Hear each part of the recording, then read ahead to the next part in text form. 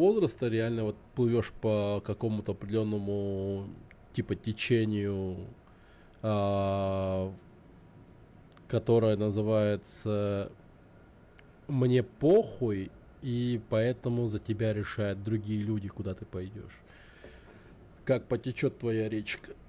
Ну, в какой-то момент ты такой выбираешься из нее и начинаешь идти по этому ебаному дремучему лесу, так сказать, неизвестному, что будет там, типа, непонятно.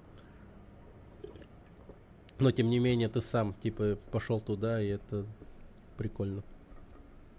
Может, придешь к счастью своему. И это классно. Проект для урока рисования. Я в будущем. Семидзе Хинако. Холст чистый.